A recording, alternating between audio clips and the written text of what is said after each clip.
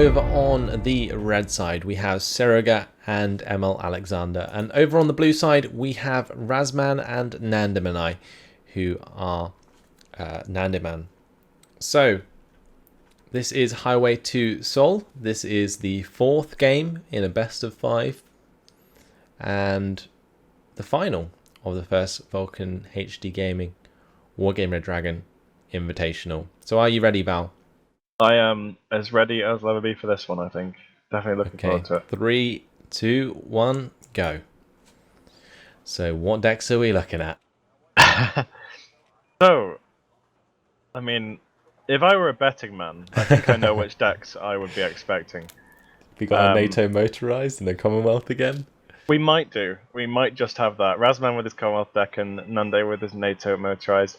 And still Balalaika is running the same decks they were using last game, which is the Armoured USSR and the Eastern Bloc Mechanized. And honestly, I'm not sure I really like the Eastern Mechanized on this map. I see why he's doing it, because there's a lot of infantry fighting going on in Delta and Gulf. But I still feel like heavy tanks play a really big role in this. But I mean, then again, knowing that they're playing against Nande and Razman, as of every game in this tournament, Nande has played his motorized deck. Perhaps they can they know that they don't need as many heavy tanks because they can still bring heavier tanks than Nande in a mechanized deck. Yeah, so I'm looking forward to what happens in this. Those Mootschutzen will definitely come in handy for a Golf Charlie exchange. And I think most of the games that we've seen have been decided on the bottom side of the map. Some of them in the middle, mainly because one team is pushed too hard in the middle and then being punished elsewhere. So I think where we saw Nandemann come out on top of RKK, mainly due to micro across the board. Do you think that Nandemann has better micro than Seroga and Alexander? That's a really hard one because honestly, I think these guys are too close to call, really, because they're all incredible at micro.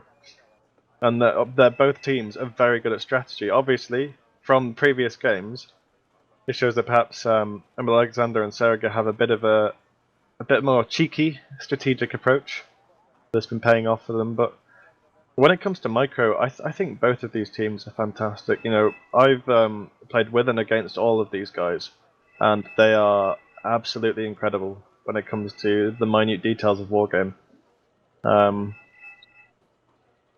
And so I think it really will just come down to, who's feeling better now. Obviously, that's going to be... actually, it's quite hard to call, because last game, obviously, you'd say Emil Alexander and Seroga are feeling better about it because they're 2-0 up. But now it's been changed. Now it's 2-1, and now Razman and Nande might feel a bit more confident now. Yeah. And that can really have a good mental effect on you. Yeah, you say that, but I mean, they sort of won by default, so it wasn't it wasn't necessarily an earned victory because Emil Alexander disconnected. So I don't know if that will really affect their mental game. I don't think either team will necessarily be affected by that too much. Both teams are very, very good at the game and they know it. So I think Razman and Nandemann think they have just as good as a chance as they did coming into the final as they do right now. And after 3 minutes and 25 seconds, I mean, deployment's already over. We didn't even have fastest deployment of all time. We didn't even have chance to talk about the units. I mean, shall we have a quick look at how many heavy tanks we have? Like 2 Challenger 2s from Razman, and over on the other side, we have a T-72 BU followed up by 3 OBRs. So in terms of heavy tanks, that's what we're going to be seeing. I'm just interested to see if Steel Balalaika has any super strategies for this one. They had great strategy for gunboat diplomacy. They had a great strategy for Hope and Glory. Do they have a great strategy for Highway to Seoul? Well, forget strategy. I just hope that Seroga splits up his three stacks of T-72s. The big 23ML just took out the Lynx AH7 before it landed into Bravo. Oh my god, well that's a bad start, isn't it? I just caught the edge of that one. That is incredible. What a snipe. Well, That was one infrared missile. That's always a nice snipe, isn't it? That was a crit then, I think. Yeah, it must have been a crit. That is just so unbelievably lucky. This Gazelle Celtic, though, coming along, is going to take down an Mi-24 that was flying into Gulf. And an SAS squad is going to get into Gulf. There isn't much really heading in that direction at the moment. Do you feel like Alexander and Serega are neglecting Gulf too much? Well, that's a loaded question. I don't know. It's well, Nande has been very well known, and by well known I mean considering the games we casted today, to push hard into Gulf, which he's going to get there before all of these units from Alexander. And honestly, ML does actually have quite a few units. He does have this M2 Wilk, which is 120 point, quite a heavy tank. He does have quite a bit of infantry here. I think he's still going to be a little overwhelmed though by the amount that Nande is bringing. We do see like a squad of reserve infantry. We got 4 squads of Moat Schutzen, a recon squad in there, but they're going to be fighting against quite a few units. We got Saxons, probably with Fusilier 90s, I guess, and the Volksjäger. We do see a Lynx AH7 there that could be used to take out some of the enemy infantry. We've got Cretal at the back, and we've also got the Fuchs Milan with the Milan 2s, so maybe they can deal some damage to any heavier units. We do have now the tanks following up, the Leopard Recon, the 2 STRV 103Cs, and we do have the M3A2 Bradley sitting at the back there, and an M163 CS, also good at taking on the infantry. But we do see the Challenger 2s. Serega, please. Let them. I know you're better than this. So there's a 2 stack of Tors covering a 3 stack of T-72Bs. And the Lynx AH7s are all going to go down. Did the Challenger 2 manage to kill the... No, the BU's sat back. No, he's fine. The BU is fine on the left side of Delta. And he is going to join in and help wreck those Eric squads. The TH-495s are opening up onto this reserve infantry and the BMP-1 SP-1s with the Moat Schutzen. So quite heated engagements all over the map at the moment. Definitely, and it's really...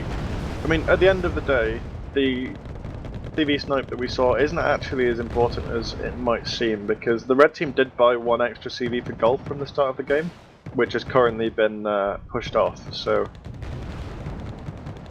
Yeah, we do see Fusilier 90s taking on the T-72 M2 Wilk in Gulf, and they are going to take it down. The Fusilier 90s having that 22 AP power with the 20 round per minute is really, really good against tanks at that range. The Leopard 1 is going to probably take out the FJB, yep, and it looks like Nandemann is going to push Alexander out of Gulf and force him to drive away with this command infantry. That might be, but if we look back mid, Razman has lost one of his Challenger 2s. I don't know when that happened, but that is a tragic loss for him at the moment. MiG-23 ML coming in. Not entirely sure what that's going to be going for, but flying over enemy AA and is going to be shot down. Yeah, one of the Challenger 2s did die here, possibly to a Conqueror's M snipe, possibly to the T-72s or the T-72BU, probably a sideshot or something like that that caused that to go down. The Milan 2s with the Fuchs Milans are taking out the Moat Schutzen's ride into Echo, and it looks like the Conqueror's M are going to reply with a kill onto a Fuchs Milan, and kill a Milan 2 squad before it even dropped out. So quite a nice kill there. But Nandemann securing his place into Gulf, and already I feel like Nandemann took the initiative at the bottom of this map. MiG-27K just gets out in time before a missile hits from the Sea Eagle. Well, definitely has Nande's got a nice bit of positioning here, because look at the road just below Delta. He can cut off some of these reinforcements if he plays his cards right. Yeah, this Bradley is firing onto these Moat Schutzen. You do see the Leopard 1 actually firing into the back of the Moat Schutzen at Delta. We also see the Fuchs Milan going to start firing on the BMP-1 SP-1s with some more Moat Schutzen reinforcements. And there's Moat Schutzen everywhere, just as to be expected with an Eastern Bloc. This Tor was given so much time to shoot down the Sea Eagle, so that went down just to the left side of Gulf. And Continuous engagements here. The Bradley CFB TOW2 missile into the side of the T-72BU at Delta. Fantastic. Wonderful, wonderful shot there. T-72BU, I think, was facing the Challenger 2 and then got picked off. The Mi-25 S24 coming in, though, with the HGMs and the 240mm rockets, could maybe do some damage to these M3A2 Bradleys if they get on target. But that Bushmaster, the Bushmaster's really coming in and going to probably shoot that down. Yeah, there it goes. Now the Leopard 1 shooting at some of this reinforcements, but the Bushmaster cannon still doing a lot of damage to the PT-76Bs. Challenger 2 at the back of Delta, now going to be engaging some Moat-Schutzen, waiting for the infantry from Nandemann to come and help him out. He's also got some reinforcements of his own Razman to win in those ASLAV PCs, probably Commando 90s, to try and help him out. But I love the way that Nandemann hasn't stayed in the sector at Gulf. He's sort of spread out around it with a lot of recon. He's got the Leopard 1, he's got the VulcanHDGaming, and they are providing all the sight he needs, also the Bradleys, in order to maintain his pressure onto the enemy reinforcements. So this is looking pretty bad for Steel Balalaika. Do you think they can come back from this?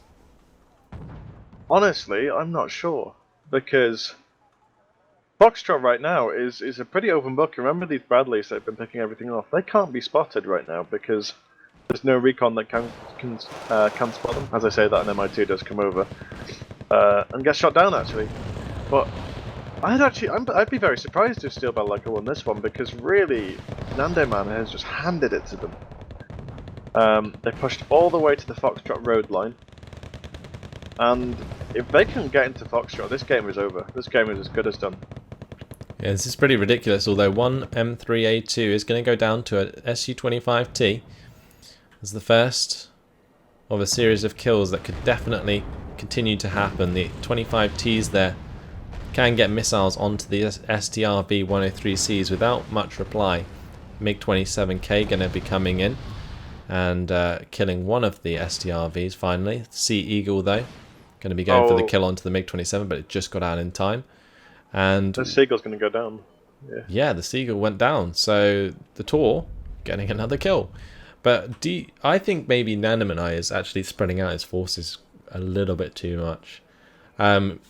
It's gonna be hard for him to kill all the reinforcements if he does that. Maybe if he keeps sending out these odd units to the left, then it's going to allow the reinforcements to continue up this road. And obviously a lot of the reinforcements are just coming from Foxtrot anyway. So maybe what will happen is a bubble will form where Serega and ML Alexander have all their units together near Foxtrot, and then they just sort of burst out. And that could be pretty devastating if there was enough forces in the same area, and Razman and Nandemann are too spread out. But one of the OBRs going down, they've already lost two of them. The Challenger 2 continue to engage that last OBR. I think this game is really... I think the way to win this, or the way to stay in this game for M. Alexander and Serega, is the way that they've won all their other games. Godlike anti-tank play and plays. Because if they can go and kill some of these tanks in mid, that would change the entire dynamic of this game. Yeah, if they can get rid of that Challenger 2, that would definitely help them out. Challenger 1 Mark III is also only on 2 health, so that could be, something really bad waiting to happen. That Challenger 2 half health, Challenger 1 Mark III, a couple missiles from one MiG-27, that could just open up the mid entirely. But we do have a THS Mi-24D with some infantry sneaking round the bottom side of the map. Will probably be spotted by the VulcanHDGaming though, so they might see it coming. In this top side, yep, definitely spotted. We might see the engagement between the T-72As and the Canadian Rifles, which would technically give echo to Serega in terms of positioning. But we are just seeing a concentrated push now into Delta. The BMP-1s pushing forwards with the help of the Moat-Schutzen. BMP-685s now coming up as well with their pretty high rate of fire and really doing some serious damage to those Stormers. And if they can stop those Stormers getting into that town, then that's going to be very, very useful. Nice use of resupply here to fix up the challengers, but I don't think they quite have enough. That HLVW is definitely going to be needed. Eurofighter Typhoon engaging the Yak 141. Will the Eurofighter Typhoon win out again? It looks like neither of them will, but the Taurs will probably shoot down the Eurofighter with the help of the Shilka. So Eurofighter going down. In this bottom side, the Mi-24D is harassing the Leopard 1 Recon. Fusilier 90s engaging some motor shooters in the open until they get rocket pod to death by the Mi-24D. In Delta, motor shooters slowly overrunning the Commandos 90. And at this top side, MiG-27K hanging about. Looks like it's going to try and go for a couple kills onto some APCs, but nothing special taken out there. Well, again, with this game, the way back in it is really some nice combined arms pushes, and more importantly, some godlike snipes with these planes, because that's the biggest asset that Sarga and Alexander have right now.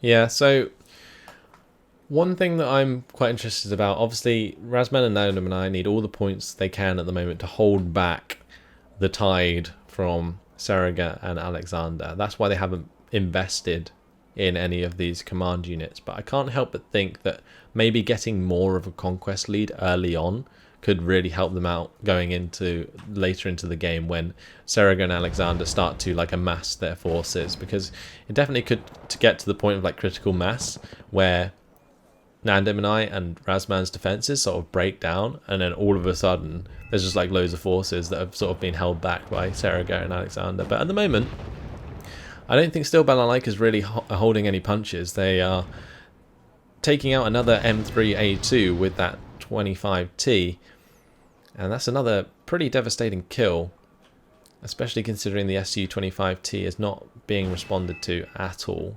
Krotau is going to fire off one shot towards the 25T, and also is going to hit the 27K as well. Nearly hit the second missile there. That could have been very bad. 27K coming in at the top side, going to oh no, miss both missiles. Yeah, not hit the Leopard 1. So things sort of, I don't know. It's sort of quiet across the map. There's these planes coming in, getting quite nice pickoffs. That Lynx H7 in Delta just did a nice amount of damage to the Motorschützen with its remaining rockets, but has run out. But yeah, I'm kind of interested. Why doesn't that Lynx H7 just land and reload right there? That could be really useful. But yeah, the Challenger 2 going to bump into the Motorschützen. If they use both the tanks, they can probably just take out that squad. They're not going to take much damage to the front armor with that Motorschützen squad, because it's not Motorschützen 90. They only have 14 AP power. The Aslav PC with the Commandos 90 are taking on some Motorschützen and sort of winning out right now.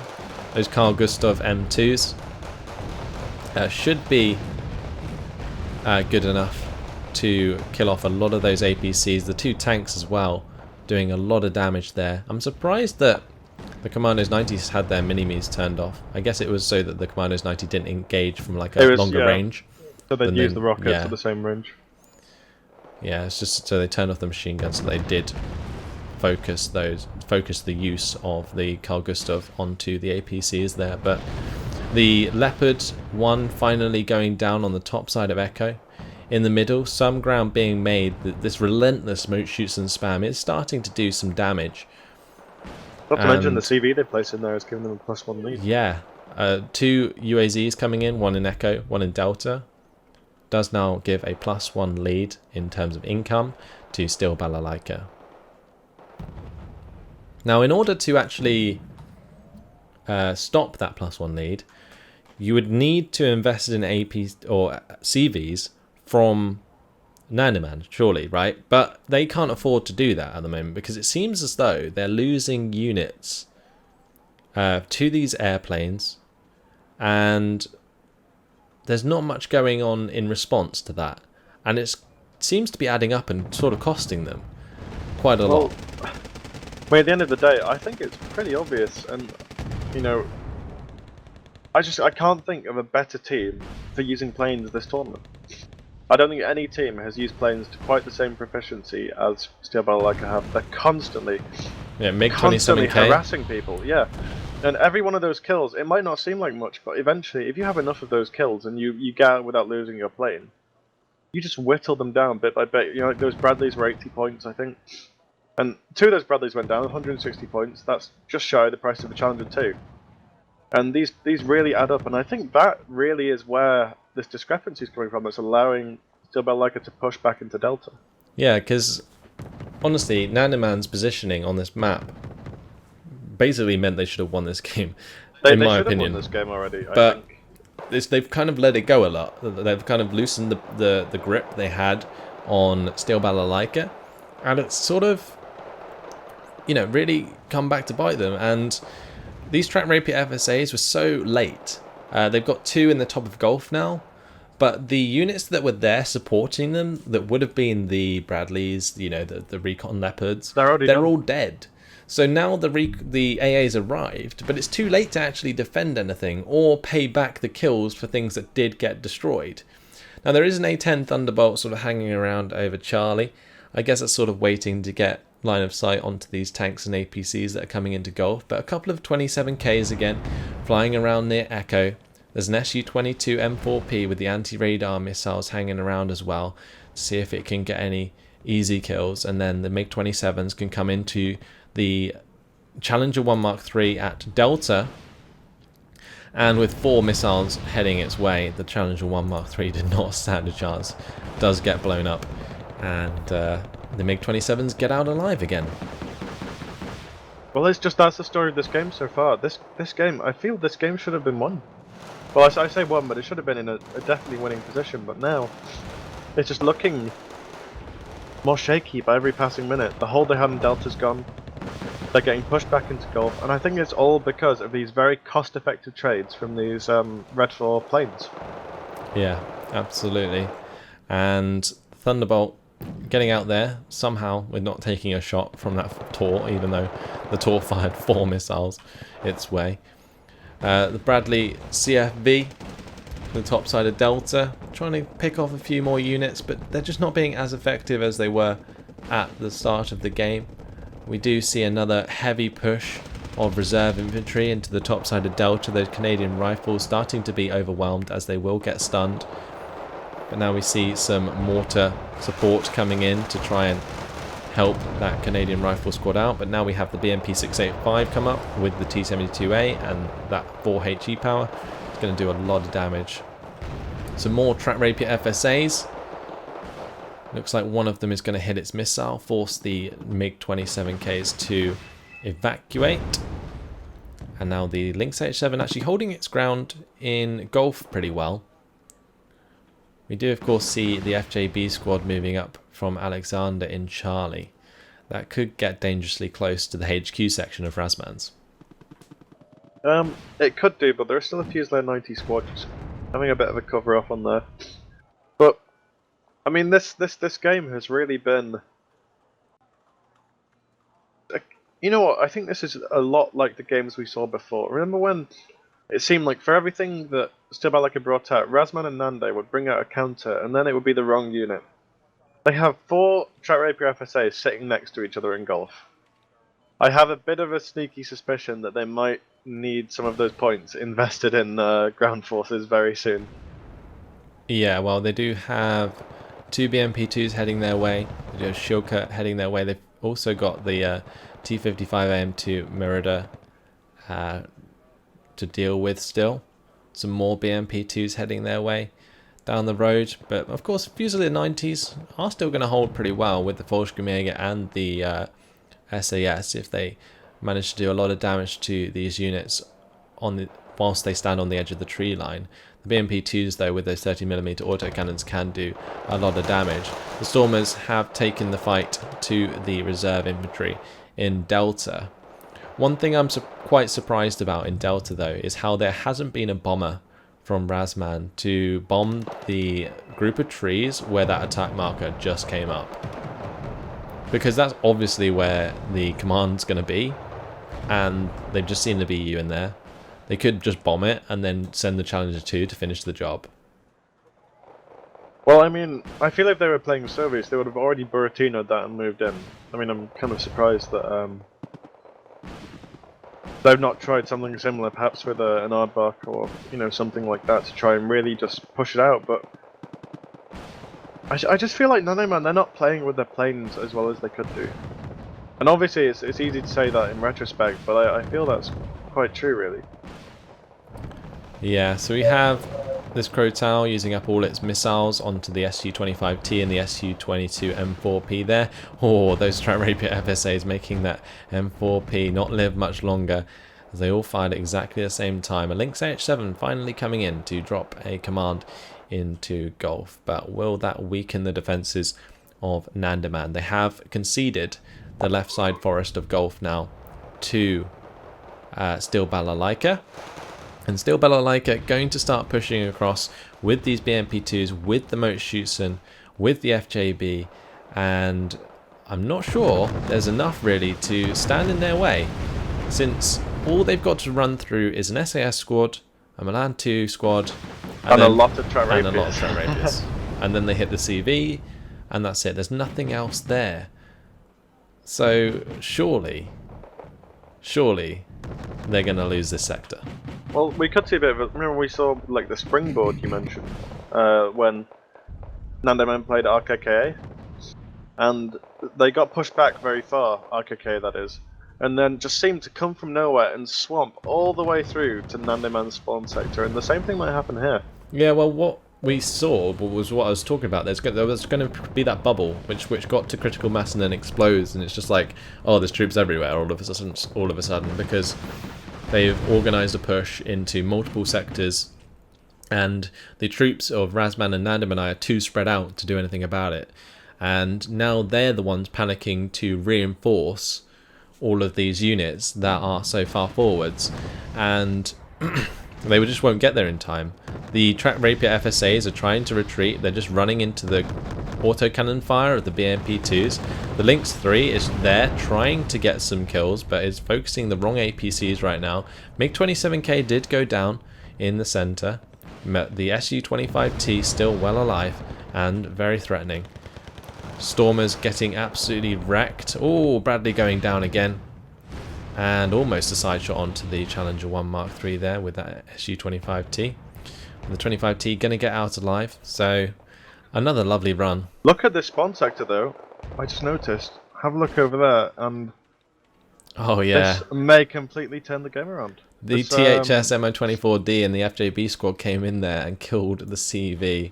Was that the one that went all the way around the back that I was talking about? Yeah, all the way around and unloaded and stayed. Well, there we go. They walked a long way to get in there. So Razman's brought up these two C2 Mexuses into Gulf, but now everything else has died, and they're just so open to an attack from the MiG-27s right now, or the Su-25T. That is ridiculous, because yeah, there's no AA left in this bottom side, Gulf or Charlie. There is, of course, the two Strat Rapiers to the right side of Delta, but I think they'd be out of range. And we do see a MiG-27K coming onto the map. Let's see exactly where that heads. It might be heading for the Challenger 1 Mark III or the Challenger 2 in Delta, because getting that Challenger 2 sniper would be very, very good, and they're not going to, as the missiles just miss. Well, that's the problem. He's brought two of those in trained, and it's only 50% Area 30. So it's not too great. He's going to take out the Challenger 1 Mark III, but the Rapier FSAs are going to shoot that down. These SASR from Nandemann really need to support random C2 Mexuses right now, or they should have been already, but I think it's going to be a bit too late. Just so many AT weapons being used here.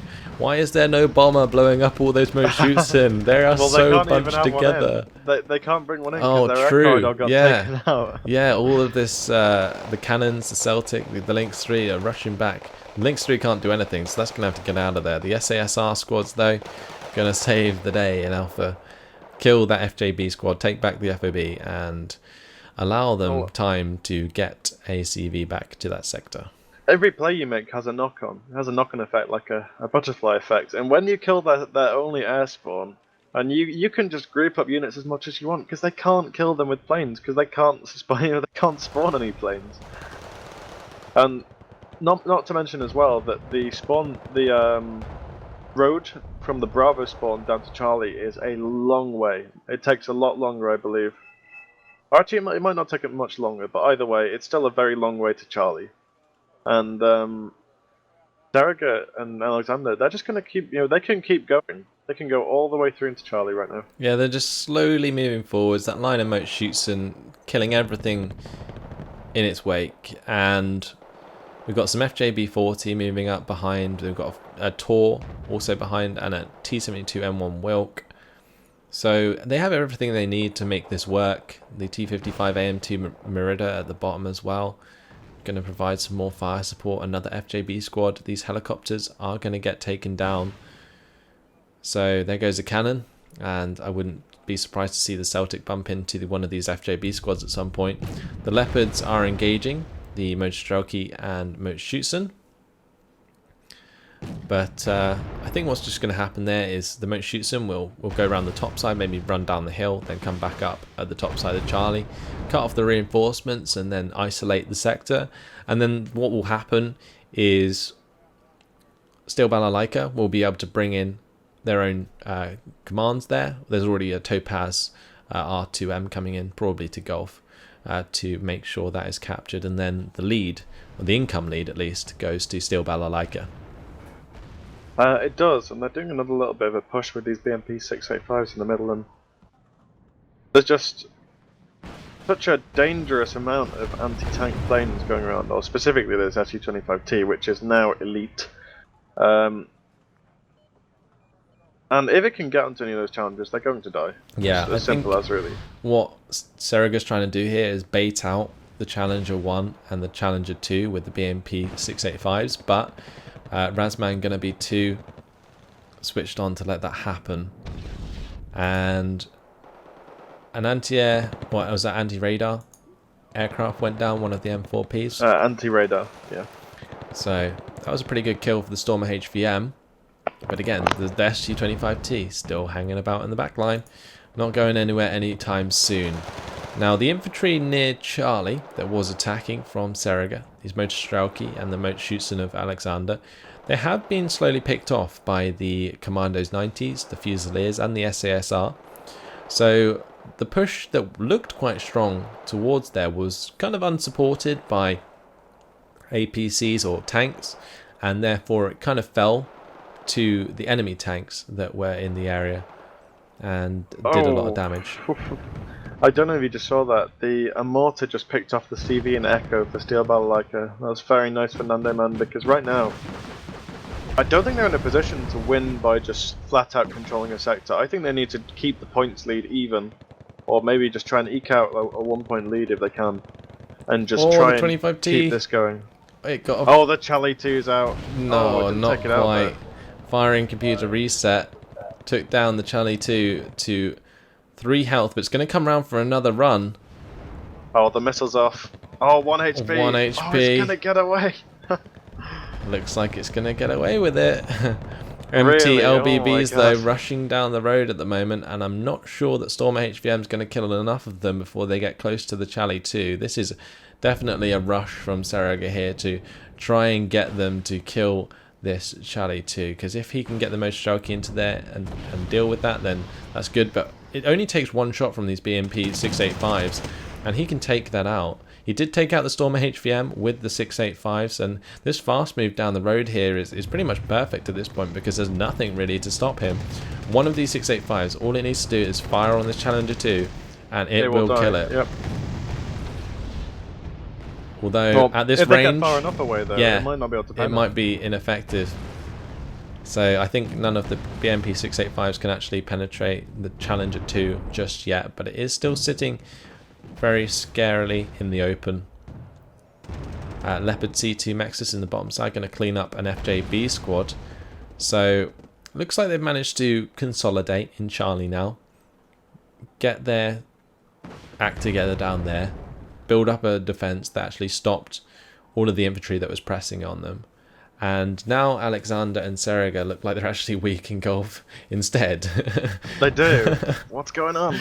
It looks like the tables might have turned down there, but in the centre, definitely not so. As the Motorstrelki still continue to make the push. The Seria 30 too late to kill the Charlie 2.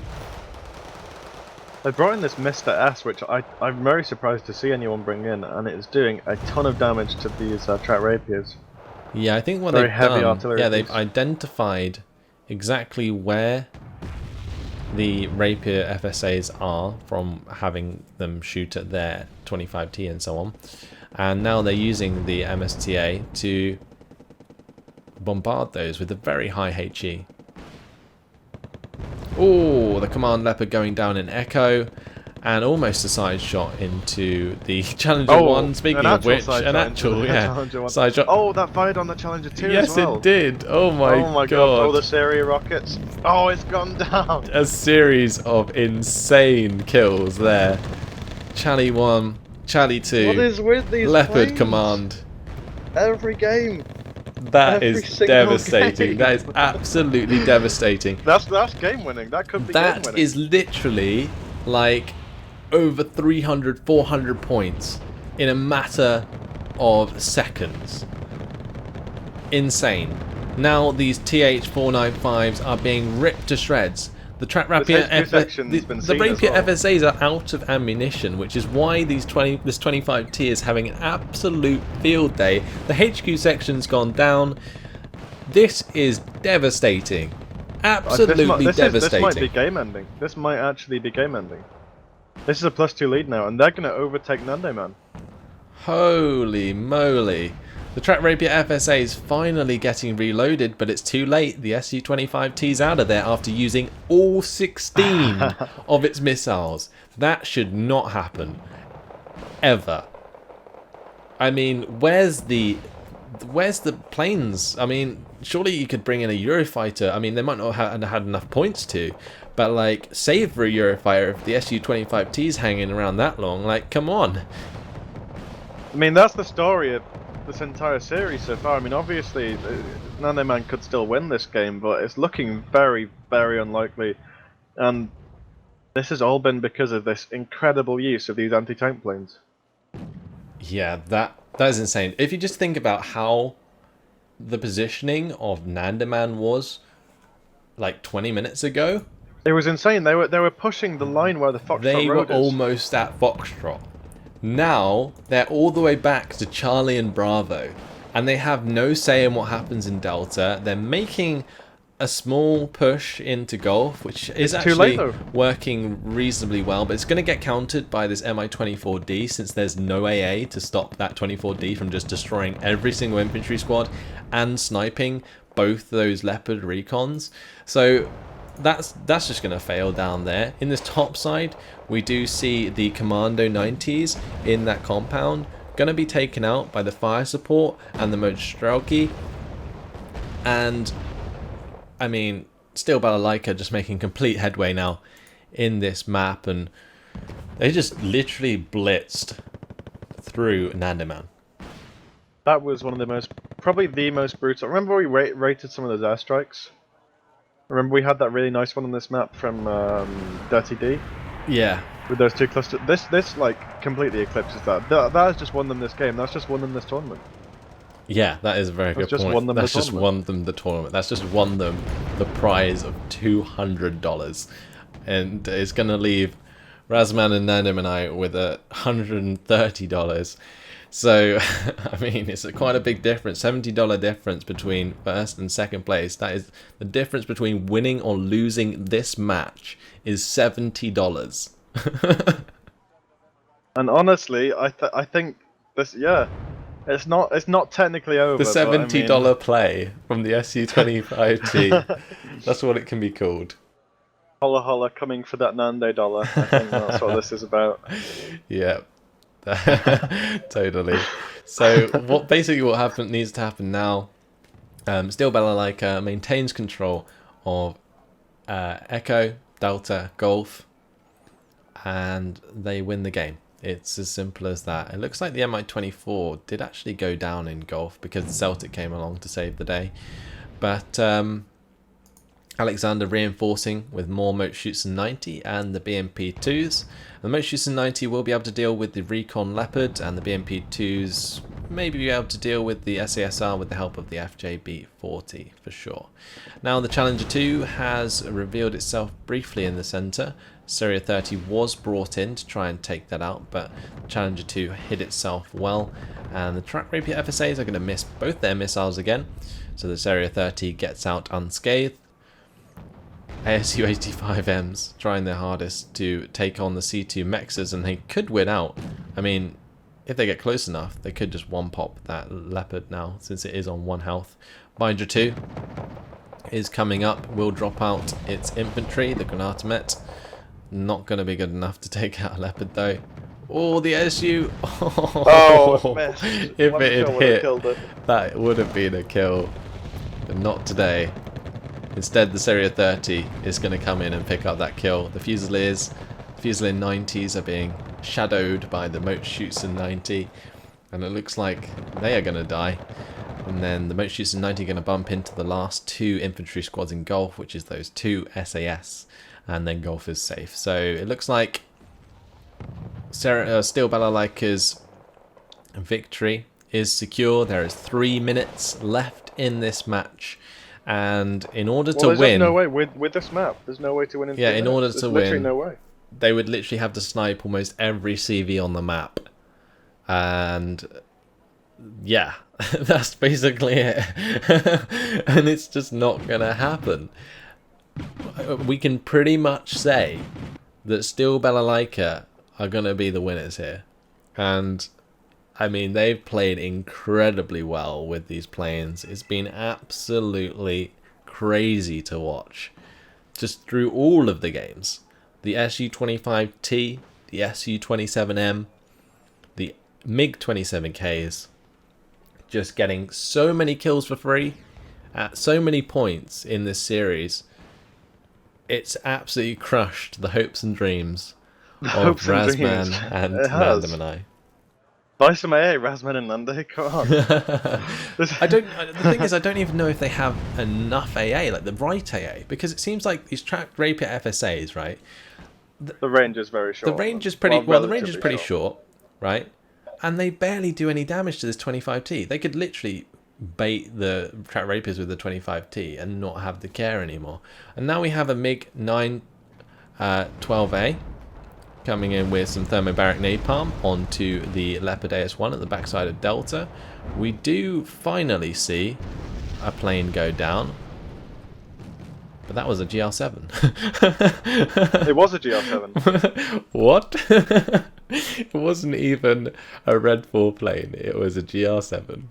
Okay, so things just going from bad to worse. I mean, it can. I think it's already gone to worse. Couldn't get much worse anyway. Yeah. This has gone from worse to despicably bad. And now this MiG-29 912A is going to drop the thermobaric napalm onto the Track Rapier FSAs, and they're not gonna get away from this time.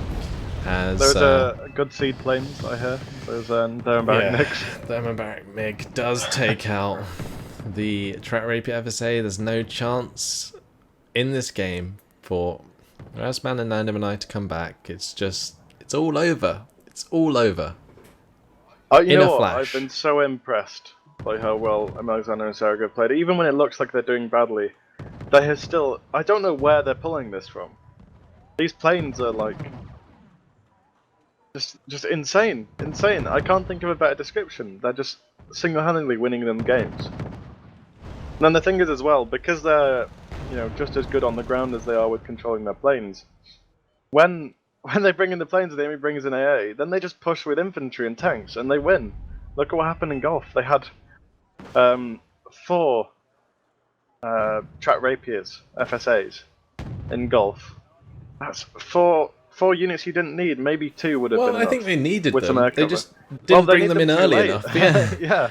But after 40 minutes in this game, Seriga and Emil Alexander, who are Steel Balalaika, win over Nandemann and take the victory by meeting the conquest points. And with that win, they are crowned the victors of the first VulcanHDGaming Wargame Red Dragon Invitational.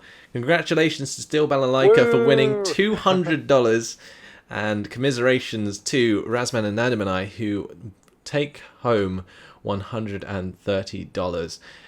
Incredible last game. That play by Seriga was insane with that 25T.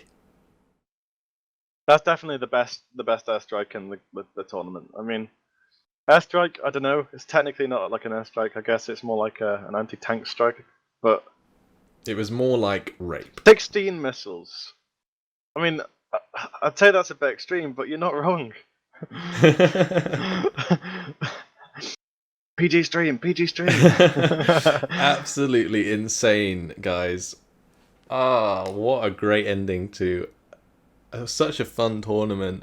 I mean, yeah, there's been ups and downs in this tournament, but honestly, coming down to that final, still Balalaika just played absolutely superb through all of their games. It was unfortunate that the third game was a disconnect in this best of 5, but either way, still Balalaika proved that they did not need that third game to come back and win a fourth. So there you have it. Still Balalaika, you win. You win. You win. You win. You win.